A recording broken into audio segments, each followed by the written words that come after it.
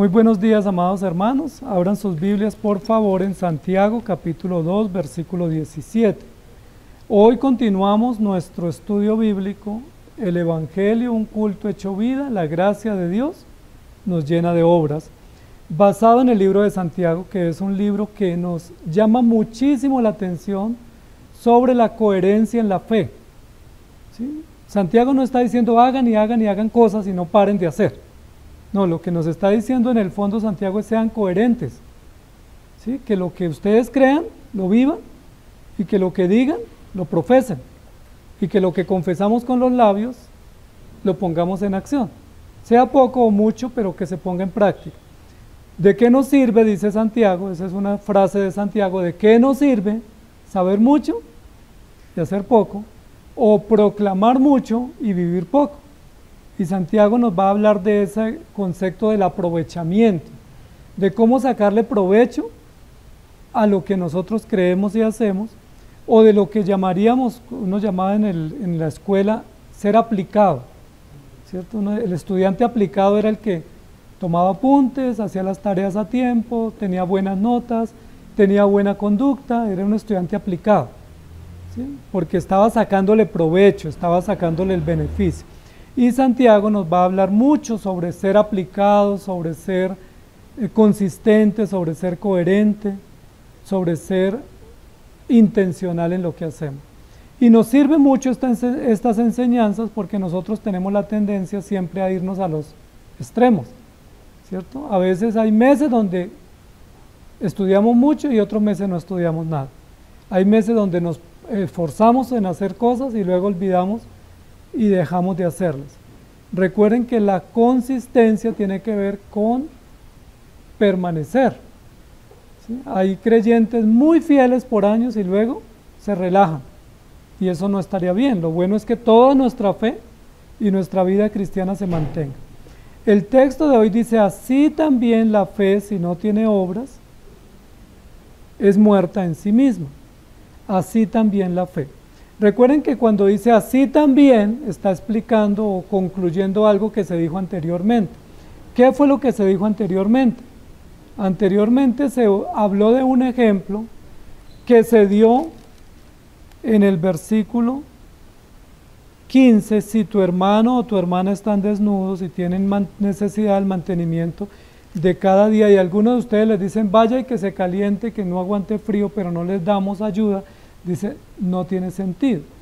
Recuerden que Santiago lleva dos ejemplos en este capítulo. Un ejemplo que se da dentro del culto, ¿sí? Dos personas que llegan y hay una denuncia de cómo se honra a uno y se deshonra al otro, a sección de personas, dentro del culto.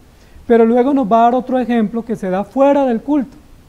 Alguien en la iglesia o de la familia o cercano está en necesidad y llega a nuestros oídos la necesidad, o a nuestra casa y nos damos cuenta de esa necesidad y nosotros le decimos que Dios te bendiga, que te vaya bien. Es como en el contexto diario de las relaciones o de los trabajos diarios, y nosotros le decimos vaya, que Dios lo bendiga, y obramos mal porque no tenemos misericordia. Dice, así también la fe, si no tiene obras, es muerta. Entonces Santiago trabaja los dos escenarios naturalmente donde nosotros nos movemos y donde él está haciendo la denuncia. Hay una denuncia que se hace al interior de la iglesia y otra denuncia hacia las obras fuera de la iglesia. Yo hablaba con el hermano Edgar esta mañana que las obras que hacemos el domingo son las más fáciles de superar, ¿sí? Nosotros ponemos ok fácil a las obras del domingo. Vine, leí, aprendí, diezmé, canté, me confesé y ya, o sea, ok, listo. La lista salió favorable. Pero donde siempre faltamos al deber es en las obras que tenemos que hacer fuera del domingo. Y esas obras a veces pensamos que no hacen parte del catálogo de las exigencias de Dios, pero hacen parte del catálogo. Si en el día a día, del lunes al sábado, se nos presentan retos, ¿qué debemos hacer? Dice, pues hay que resolverlos porque esos retos son la prueba de nuestra fe. Y yo le mencionaba al hermano que hay un mandato en la Biblia del comienzo que dice, 6 días trabajarás, ¿y qué dice? Y harás toda tu obra. mas el séptimo día es reposo para Jehová tu Dios. Toda tu obra es la obra de nuestra fe. O sea, no solamente debemos pensar en trabajar, estudiar y hacer las tareas diarias de los 6 días, sino que los 6 días se pone a prueba la fe nuestra. O sea, son 6 días para poner a prueba o poner en obra la fe. La fe que recibimos hoy, la fe que estudiamos hoy, debe ser puesta a prueba en 6 días. 6 días donde ponemos a prueba esa fe, si pasamos la prueba o no. Y ahí es donde ya se pone un poco complejo, porque venir a la iglesia el domingo, aunque es difícil, termina siendo más fácil que otras cosas. O cantar, o confesar, o diezmar, o cosas de los deberes de la iglesia, leer la escritura, que termina no siendo tan fácil. El día del Señor es fácil, porque aquí si uno no quiere leer, escucha leer. Si uno no ha leído en la semana, aquí lo desatrasan con las lecturas del domingo. Si uno no ha orado, pues aquí hay varias oraciones, y dice, bueno, por lo menos no pase en blanco la semana. ¿Sí? Termina siendo de alguna manera fácil, pero la tarea del día a día es difícil, porque ahí no hay quien nos auxilie para decir, bueno, ya leíste, ya oraste, ya hiciste una obra de misericordia, porque nosotros estamos expuestos en el día a día, no al cuidado de los hermanos, sino a nuestra propia conciencia, y ahí se pone muy difícil la tarea. Así también la fe, si no tiene obras, es muerta en sí misma. Recuerden que Santiago tiene como tema en este capítulo la fe. La fe. Y dice, si la fe no obra, está muerta, y nos da una analogía que es de sentido común. Lo que no se mueve, está muerto. ¿Sí? Un animal, una planta, una persona, cuando no se mueve, cuando no tiene signos vitales, pues está muerta. Eso es por deducción, lo sabemos. No es necesario que nos den una gran explicación, simplemente si una planta ya no se mueve, se murió, porque se marchita. Si un cadáver está quieto, o un cuerpo está quieto, no se mueve, pues está muerto. La misma analogía de la vida y del sentido común la va a usar Santiago aquí para decirnos, el cristiano si no se mueve, o si no actúa, o si no se moviliza, si está estático, si no respira, si no actúa, está muerto. Porque la fe es la vida del cristiano, y la fe es todo un sistema de actuación, y cuando esa fe que yo profeso no se mueve, o sea, es estática, es solo de retórica, pues está muerta. Y eso es un tema muy interesante. Recuerden que la Biblia dice, estaban ustedes muertos en delitos y pecados, y Él os dio vida. ¿Qué usó Dios para darnos vida? La fe. Porque la fe es la virtud de los regenerados. La fe es el recurso que Dios da para darnos vida. Estábamos muertos, incrédulos, pero cuando nos hizo creyentes nos dio fe. Es decir, nos hizo vivir. Y como esa vida es una vida que se manifiesta y es una vida que se conoce y se ve, pues tiene que conocerse a través del movimiento de la fe, es decir, de las obras que acompañan la fe. La fe no es una cosa muerta. Recuerden que la fe tiene 3 componentes. ¿Recuerdan cuáles son? Las 3 características o los 3 componentes de la fe. La fe tiene creencia, tiene conocimiento y confianza. Tiene confianza. Entonces esos son los 3 componentes de la fe. Cuando Santiago dice que ya tenemos fe, pues se refiere a la fe y a los 3 componentes de la fe. Pero cuando dice si esa fe que ya tenemos no obra, está muerta, ¿en qué estaríamos muertos? En uno de los aspectos o 2 de los aspectos en los cuales la fe tiene que moverse. Una cosa es la creencia, ¿sí? La creencia es un concepto o un hecho fijo, ¿sí? Yo creo y ya. Y recuerden que en esa creencia no nos diferenciamos de los demonios. Lo va a decir el texto siguiente. Los demonios también creen, es decir, tienen fe. La fe tiene 3 componentes. Y el primero es la creencia. Pero los demonios también creen. Ahí estaríamos igual, no habría distinción. ¿Qué nos diferencia de los demonios? Que los demonios no tienen los otros componentes de la fe que nosotros podemos tener, a través de la gracia del Espíritu Santo y a través de los cuales se mueve o se pone en acción la fe nuestra.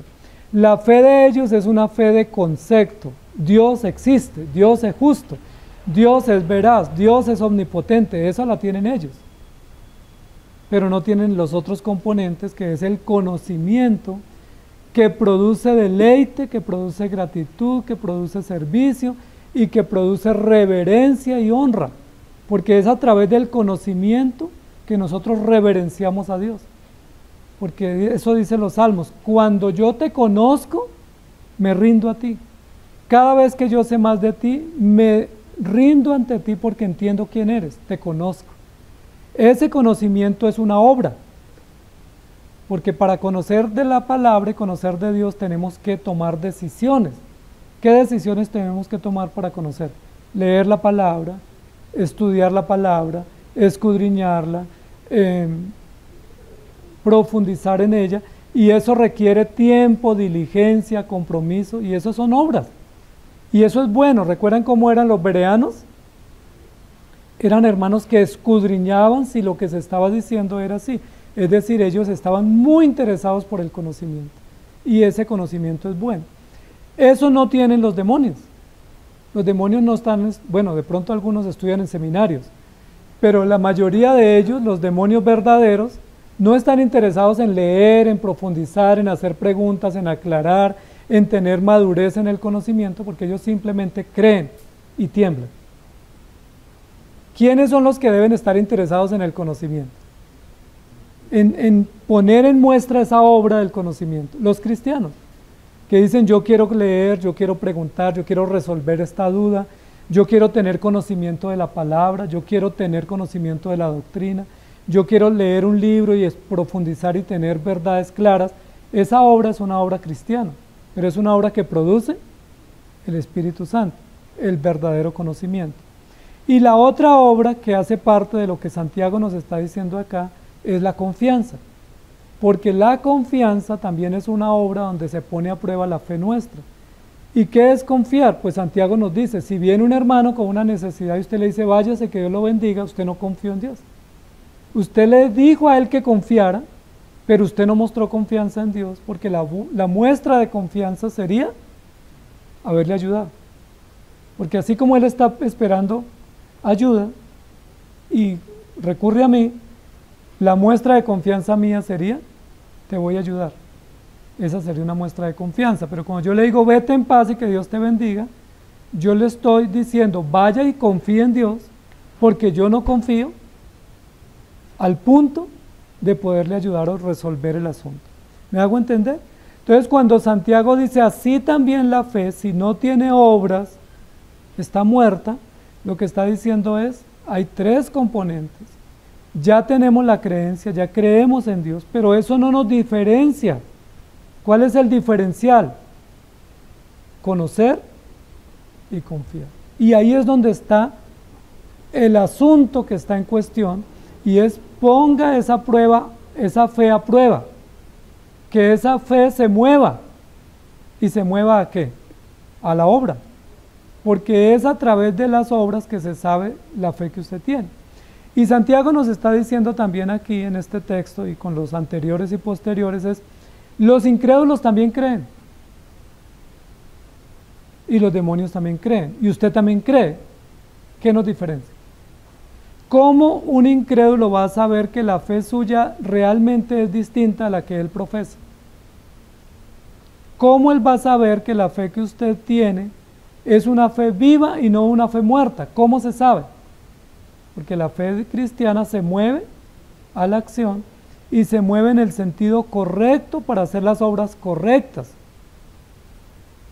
Y ahí Santiago nos va a poner una claridad para que tengamos presente. Dice: si no obra, está muerta en sí misma. Es decir, es una fe de retórica. Puede que la creencia sea buena, pero no está acompañada de una evidencia. Y la fe nos sirve para la salvación. Pero ¿cómo podemos nosotros ser o impactar a los que nos rodean? Con las obras. Con las obras. Si esa fe no obra, no es de impacto. Y los incrédulos no van a saber que esa fe nuestra es distinta a la fe que ellos tienen. Incluso los incrédulos obran y tienen más disposición al obrar que incluso muchos de nosotros. Son generosos, son serviciales, hacen obras de misericordia, tienen acciones caritativas y esas son obras que para ellos son valiosas, pero que no son las obras que Dios dice que acompañan la fe verdadera. Las obras, recuerden que hay fe viva y fe muerta, y pueden haber obras de fe viva y obras de fe muerta. ¿Recuerdan? Porque estamos hablando de dos tipos de personas. Pero Santiago nos está diciendo que la fe verdadera es la fe que obra con obras verdaderas, no con obras muertas. ¿Cómo eran las obras de los fariseos?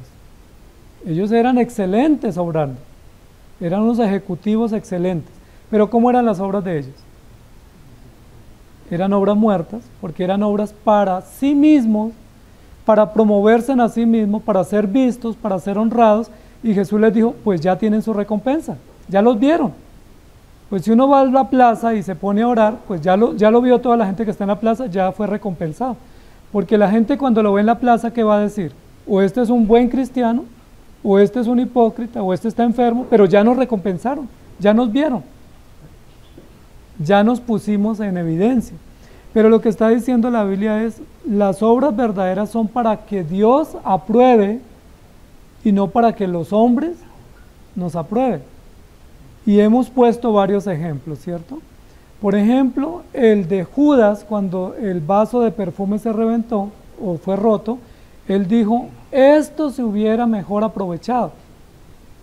Para nosotros esa es una buena obra, pero Dios la condenó.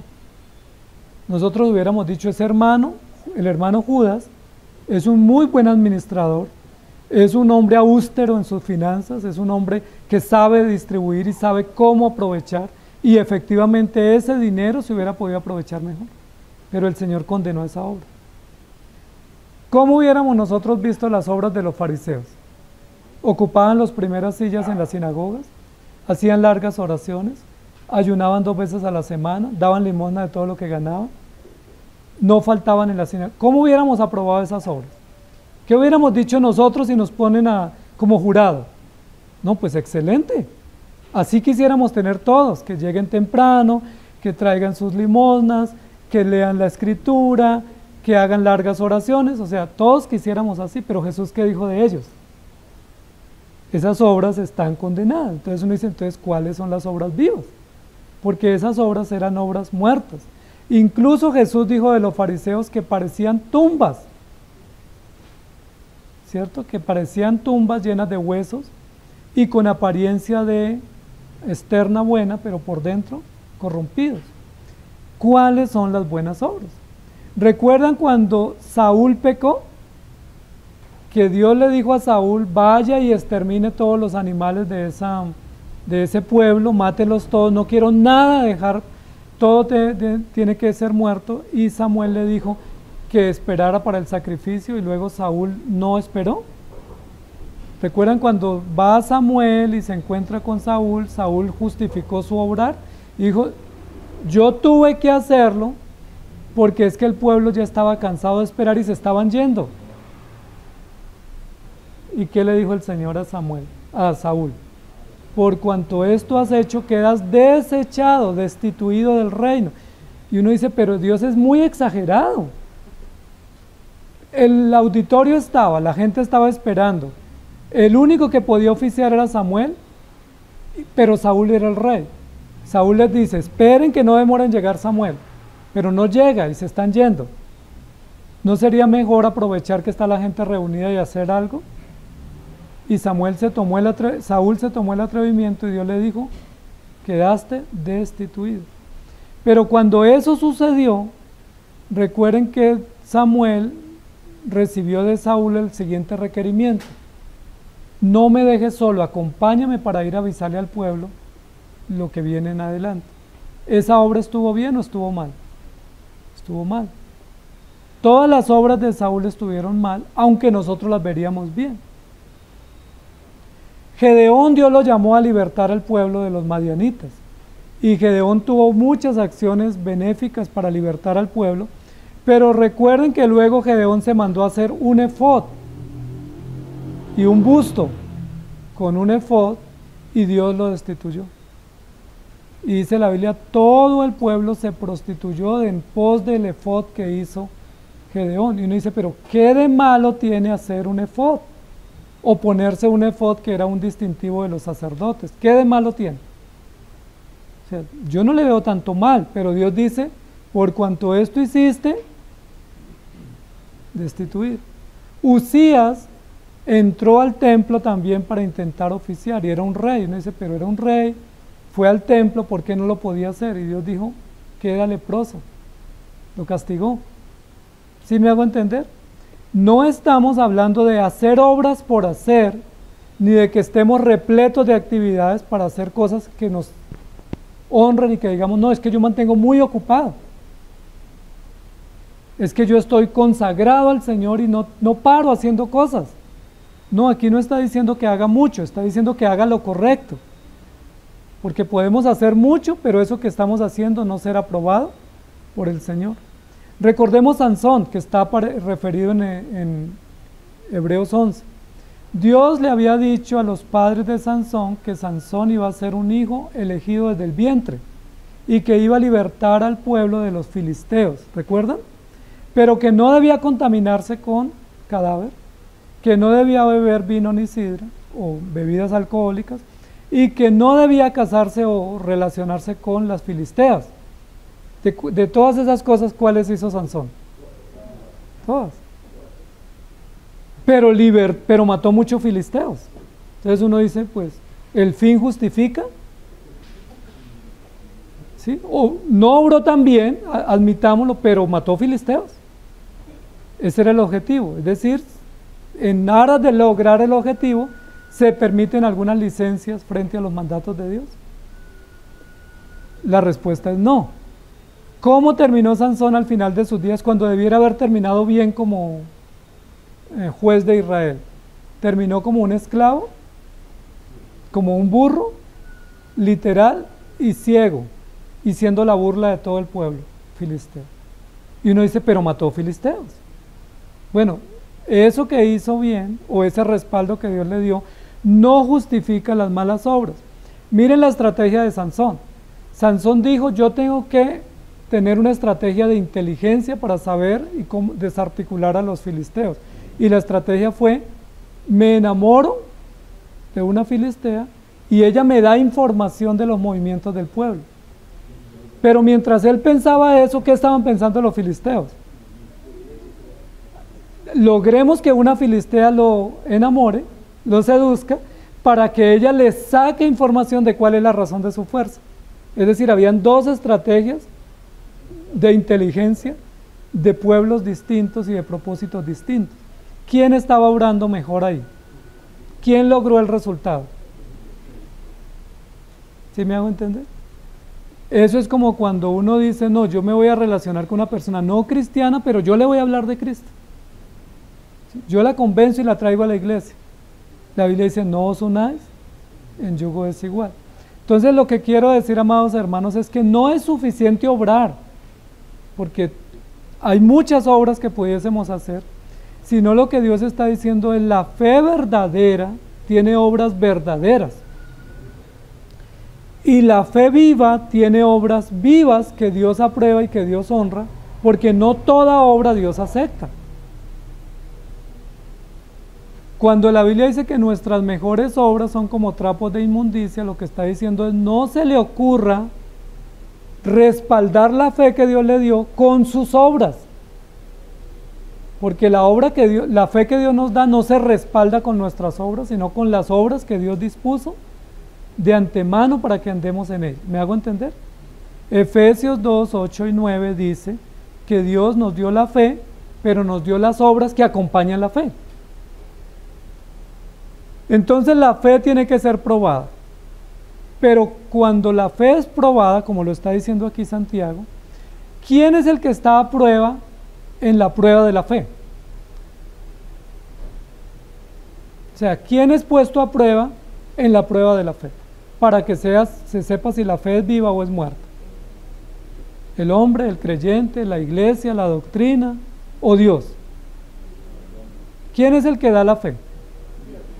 ¿La fe de quién es? ¿Para qué es la fe?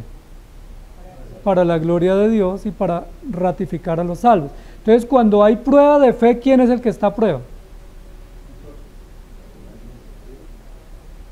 Pero pasamos la prueba, la perdemos. La perdemos, entonces esa prueba no sirve. Entonces, ¿cuál es la prueba que siempre se aprueba?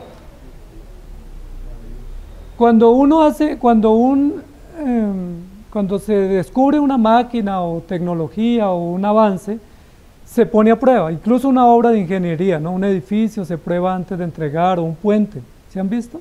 Que cuando terminan los puentes les ponen un poco de peso durante unas horas para probarlo.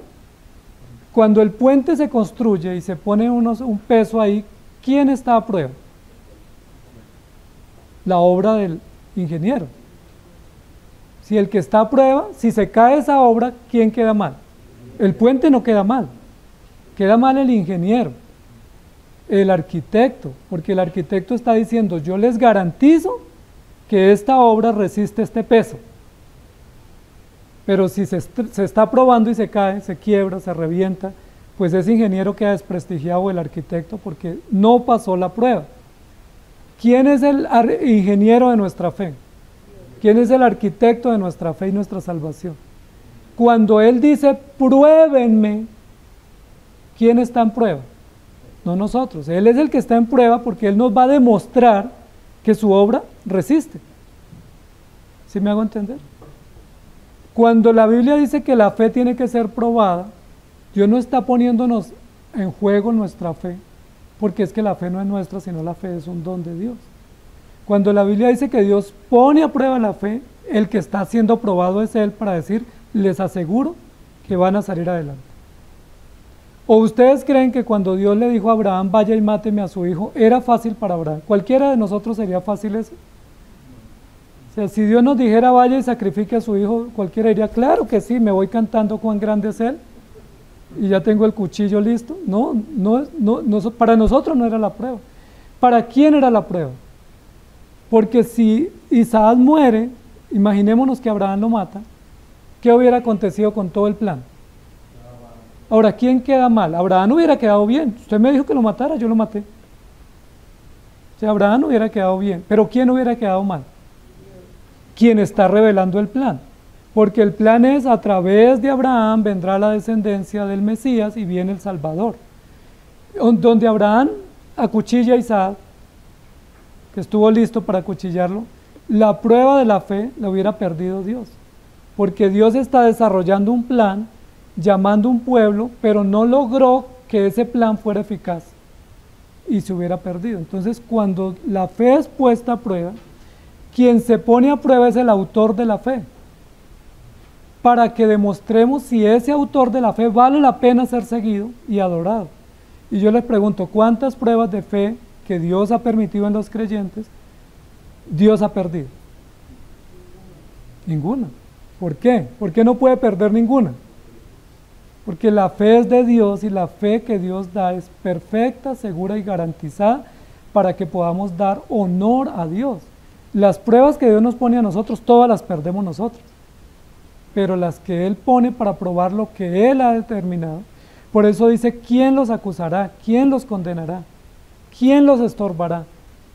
Ninguno puede estorbar lo que Dios hace porque la obra de Dios es viva y eficaz.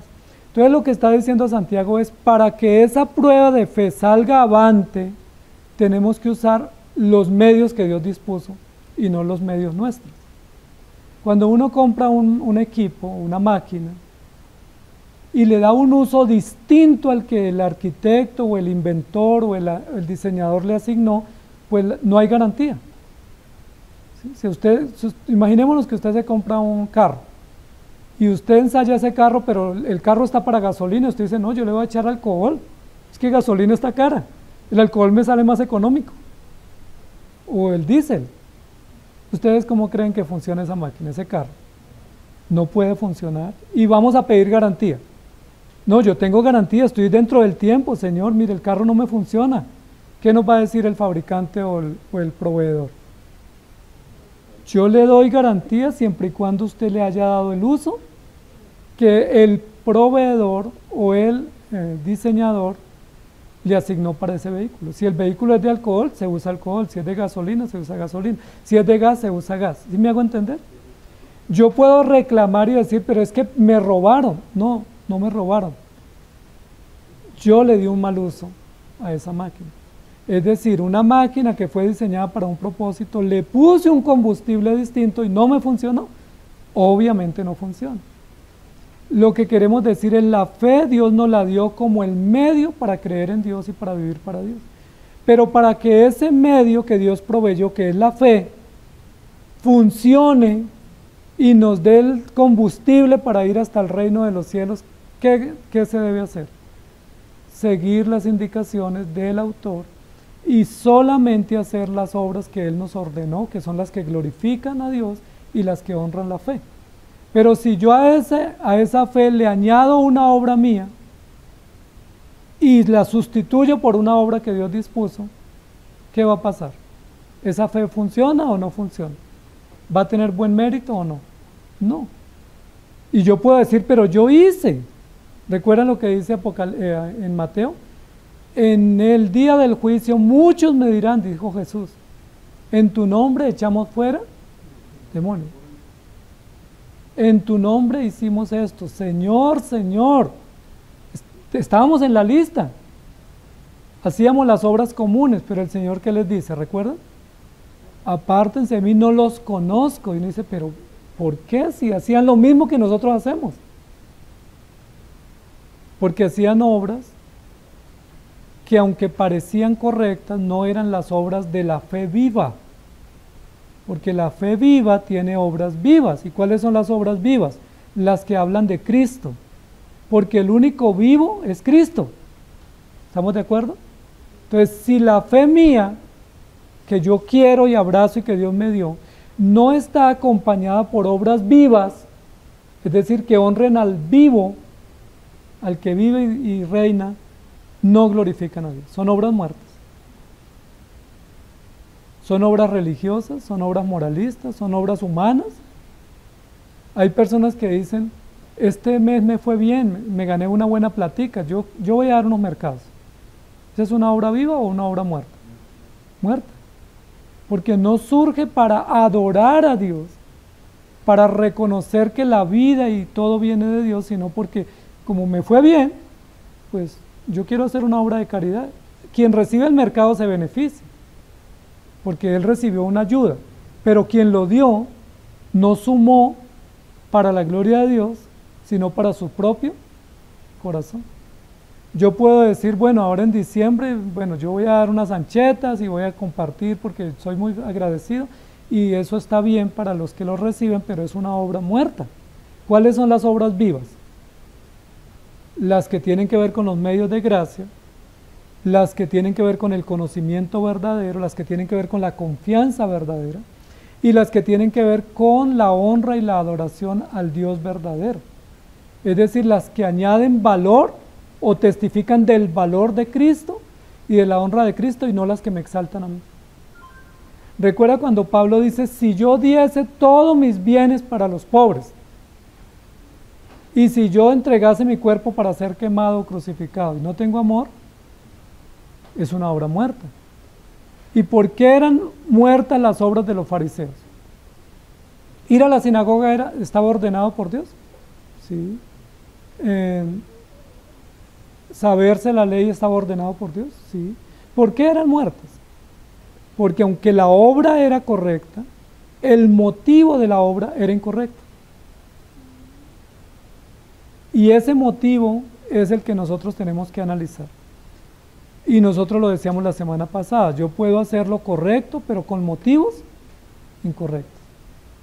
Yo puedo leer la Biblia, y eso es correcto, pero lo hago por miedo, o por culpa, o porque me vean, o porque estoy en una competencia, el que más lea gana premio. Entonces, hay iglesias donde hacen competencias, ¿no? El que sepa más de juegos y dan premios, pues uno se aprende porque uno gana el premio, pero el problema es, el día que no me den el premio, ¿estaría igual dispuesto?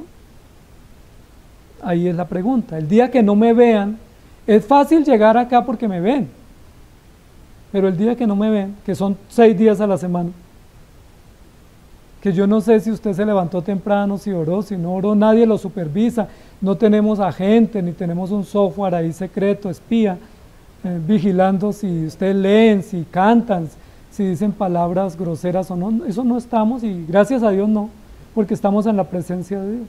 Cada uno rinde cuentas al Señor, pero dice la Biblia que la prueba de la fe para nosotros es carácter, paciencia, mansedumbre, humildad, sabiduría, fortaleza.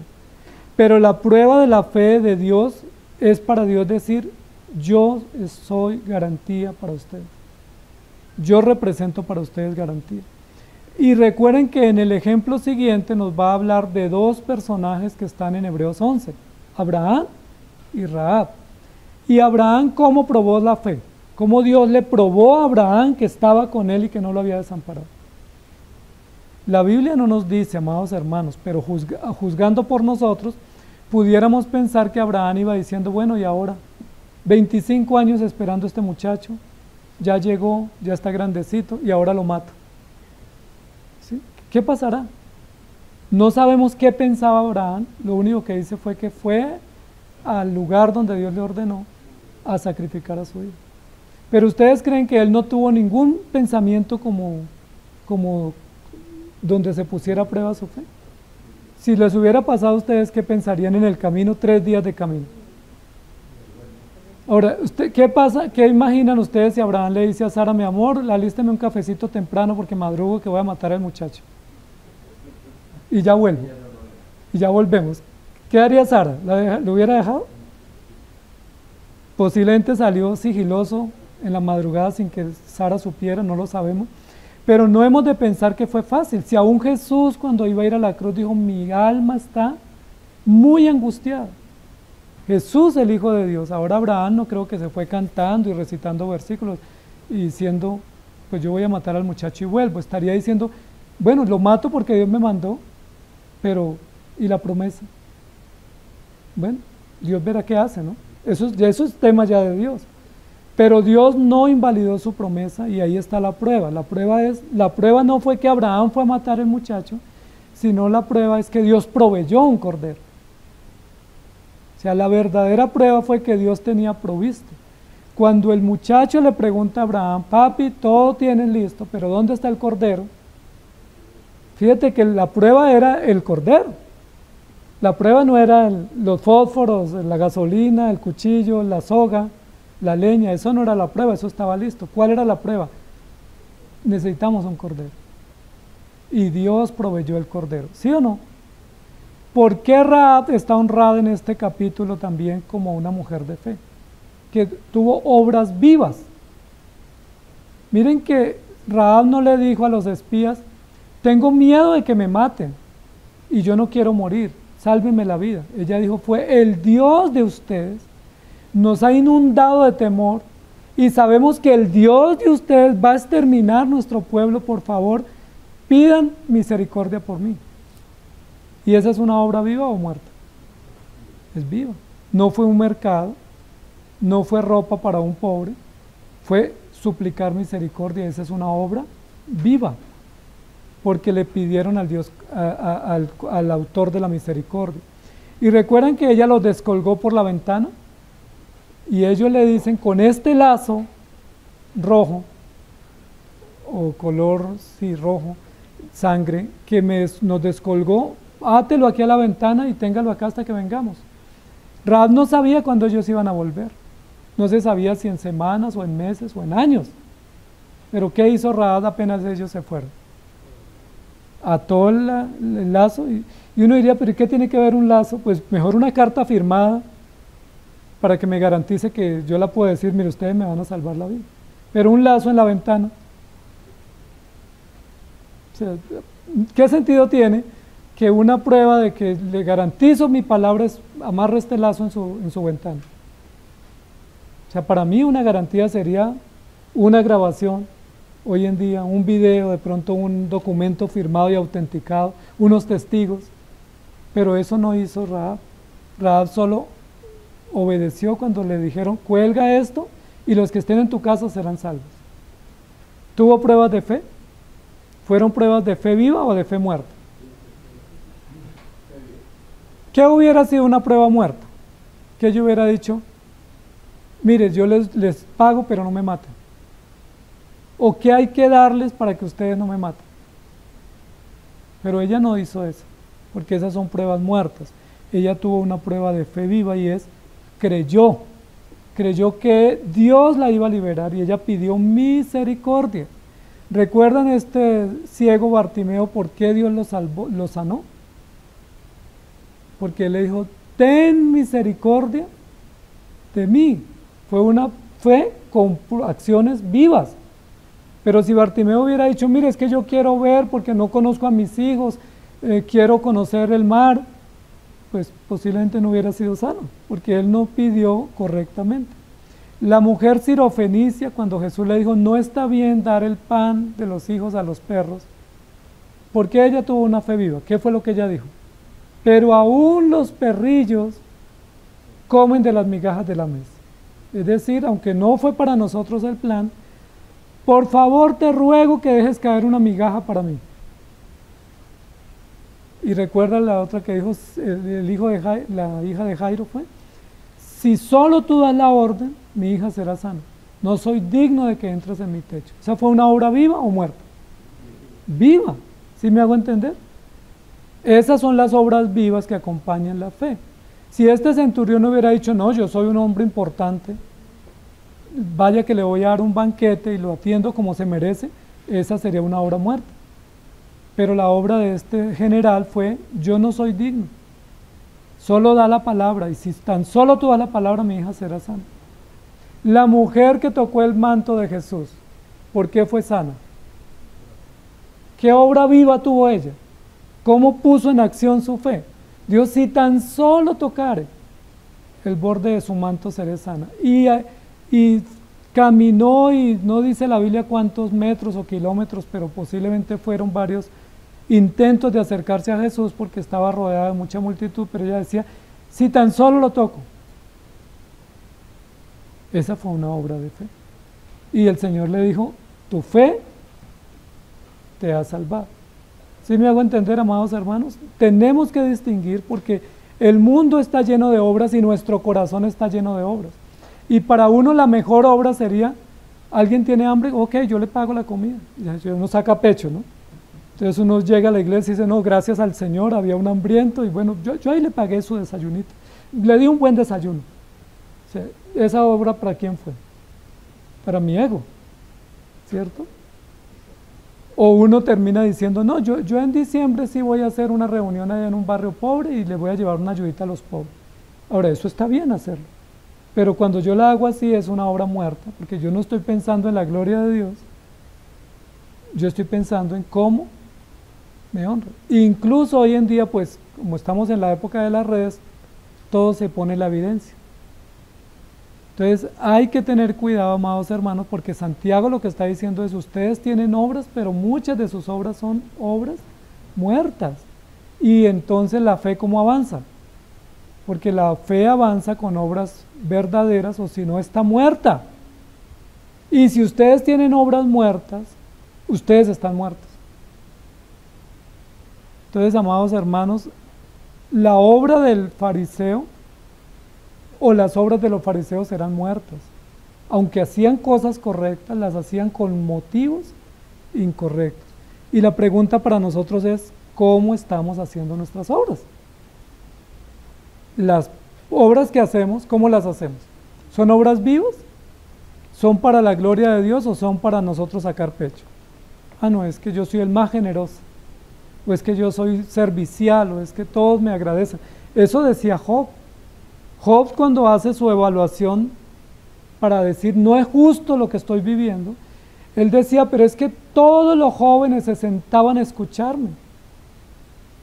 ¿O no es así? Y todos aprendían de mí. Y todos venían y me consultaban y yo les resolvía los asuntos. A ver, ¿quién no les resolví sus asuntos? Entonces yo soy muy útil, yo les he servido. ¿Y eso por qué no cuenta para que Dios me evite este sufrimiento?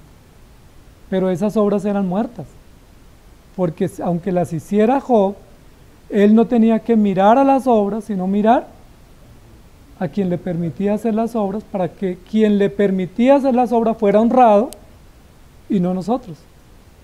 Pablo dice, yo he hecho más que todos ustedes, ¿recuerdan? Un día que había así como una discusión y bueno, usted no hace nada, yo sí hago, bueno, me toca a mí todo, esas discusiones que suelen pasar en las casas o en las iglesias. Y Pablo dice, bueno, si se trata de cosas que hayan hecho, yo es el que más he hecho de todos. Yo me gano el trofeo a la excelencia, a la productividad, al rendimiento, porque yo he hecho más que todos ustedes. Pero inmediatamente pone la siguiente información. Pero no he sido yo, sino la gracia de Dios en mí. Por lo tanto, todo lo que he hecho lo estimo por basura para que el nombre de Dios sea exaltado. Ahí está el polo a tierra. Pablo dice, yo he hecho más que ustedes, pero lo he hecho de manera correcta, reconociendo para quién es y por qué es y cómo eso que yo hago honra al Señor. Porque podemos hacer cosas que no honren al Señor. Y si no lo honran, esas son obras muertas. El texto dice, así también la fe, si no tiene obras, está muerta en sí misma. Entonces, amados hermanos, ¿tienen obras ustedes? ¿Su fe es una fe que obra? Evalúense.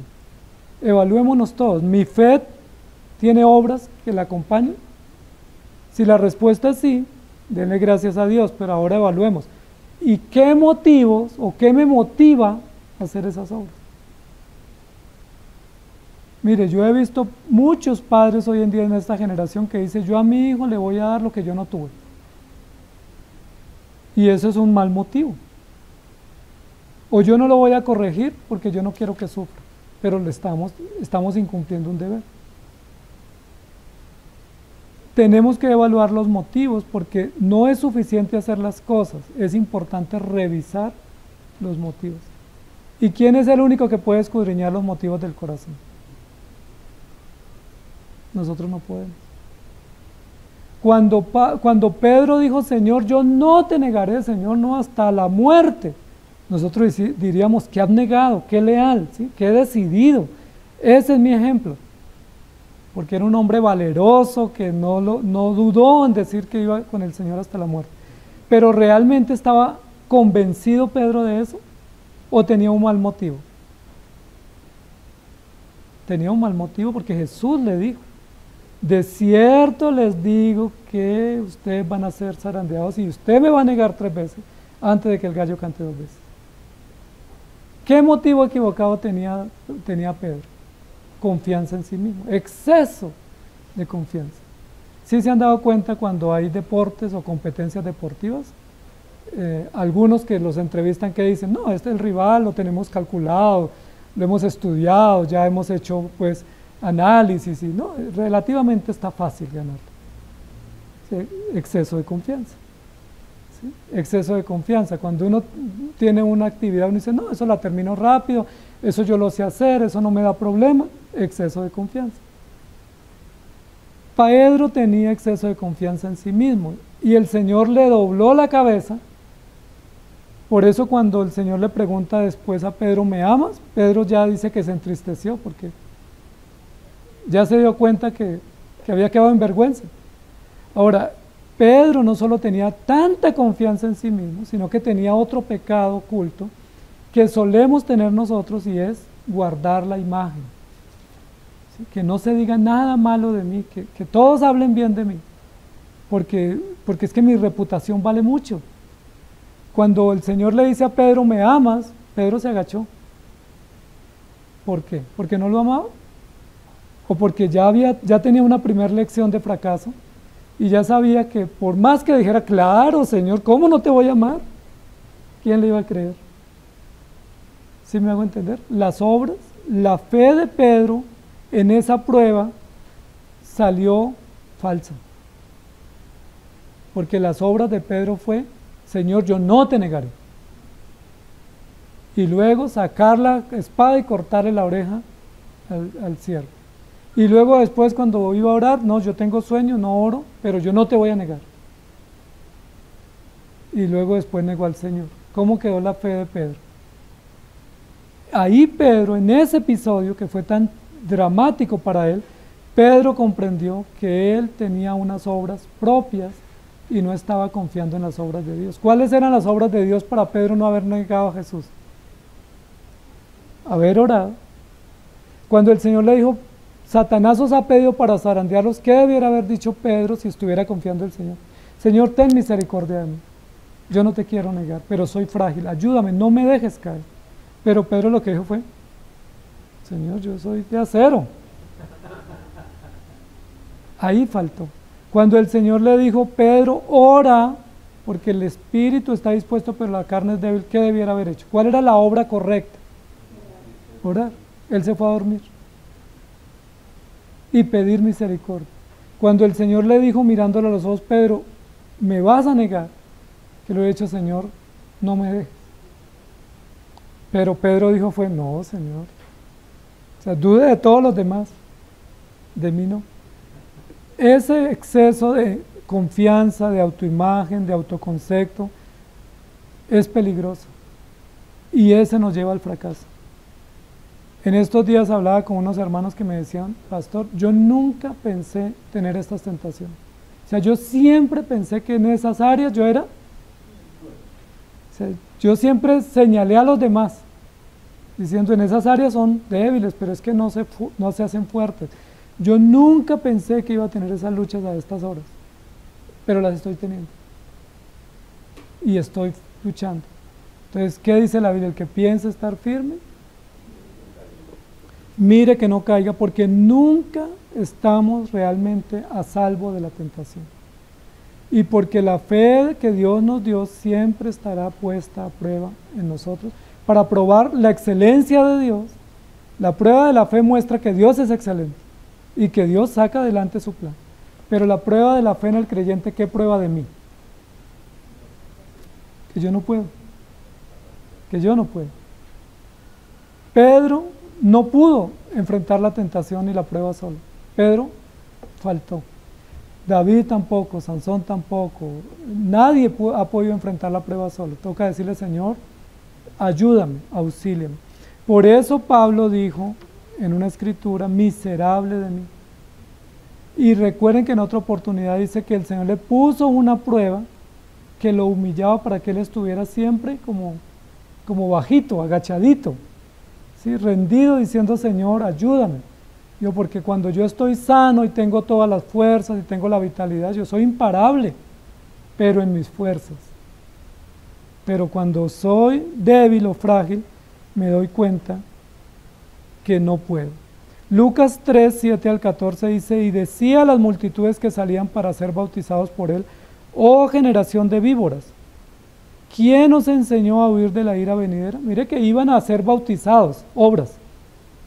Ir a escuchar a Juan Bautista era una obra grandísima, porque él estaba en el desierto, tocaba caminar, llevarse su gorra y su bloqueador porque era en el desierto, llevar su comida, llevar su ropa adecuada, su bebida, su hidratación. Y luego iban a que los bautizaran. ¿Qué mejor obra? Si vienen a que los bauticemos, pues bauticémonos.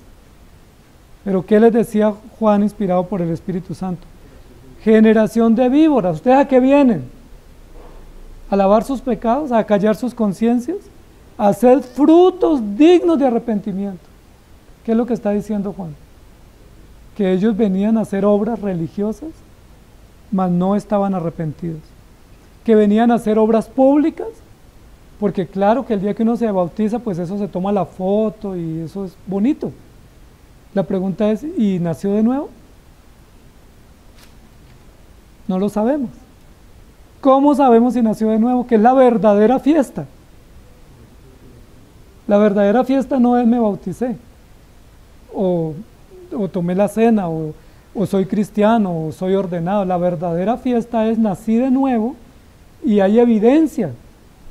Hagan frutos dignos de arrepentimiento y no comencéis a decir dentro de vosotros mismos, motivos secretos, ocultos.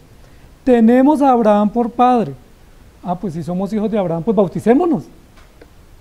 O como dijera hoy un joven de la iglesia, pues yo nací en un hogar cristiano, pues yo estoy ya sobre el bien. o yo soy criado en la iglesia, o soy hijo de un pastor, pues yo ya soy salvo.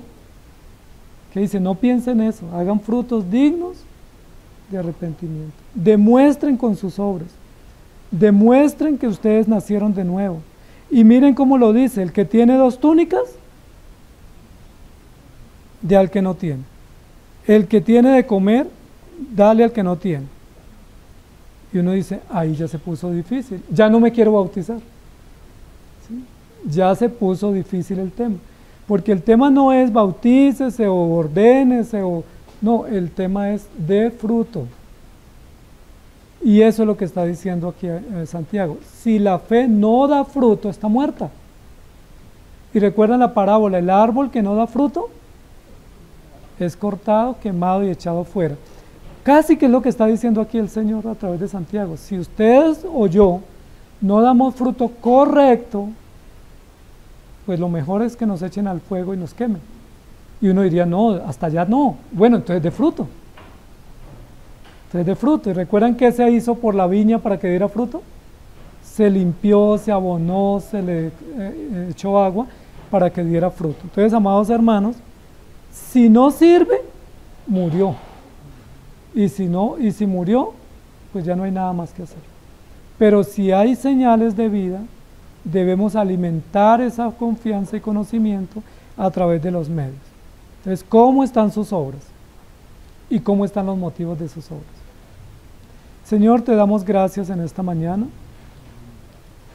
porque tu palabra siempre nos va a mostrar todo lo que estamos haciendo mal. Y hoy nos está recordando que todos nosotros hacemos muchas obras, ninguno carecemos de obra. Todos somos muy diligentes en la casa, en el trabajo, en nuestros hogares, en la iglesia, colaboramos, servimos, somos generosos, ayudamos, nos duele el dolor ajeno, nos duele la injusticia y procuramos ayudar, y está bien todo eso que hacemos. Pero la pregunta que tú nos haces hoy es si esas obras que hacemos las hacemos pensando en ti o pensando en nosotros. Si cuando hacemos esas obras, cualquiera que sea, las hacemos pensando en la gloria de Cristo o en nosotros quedar bien. ¿Y qué motivos acompañan esas obras? Y ahí te pedimos que nos examines, porque nosotros siempre vamos a justificar lo que hacemos y a justificar nuestros motivos. Pero muchas veces estamos faltando a ti porque tenemos motivos pecaminosos, motivos egoístas, motivos de gloria, motivos de honra, incluso motivos de culpa. Hay personas que están con tanta culpa que no ven la hora del domingo para venir a cantar para que su culpa se mitigue, no para arrepentirse, sino para callar su conciencia. Hay personas que tienen ganancias ilícitas y no ven cómo ayudar a otro pensando que con esa ayuda justifican su conciencia, pero no se arrepienten. Te pedimos que nos ayudes a nosotros a no buscar distractores, sino a reconocer que si las obras que hacemos no te honran a ti, son obras muertas. Y que si los motivos que tenemos no son correctos, también son obras muertas y tenemos consecuencias. Que no seamos hallados como los fariseos, que hacemos muchas cosas, pero con motivos equivocados y con obras muertas que no te honran. Perdónanos, por favor. Ayúdanos a dar fruto, pero un fruto que tú seas el que califiques, que seas tú quien recoja la cosecha y veas el fruto y lo apruebes, y no la cosecha o el fruto que nosotros aprobamos, porque nosotros aprobamos lo que está delante de nuestros ojos, pero tú apruebas y examinas el corazón. Ten misericordia de nosotros, por favor, y ayúdanos, te lo pedimos en Cristo Jesús. Amén. Que el Señor les bendiga, queridos hermanos.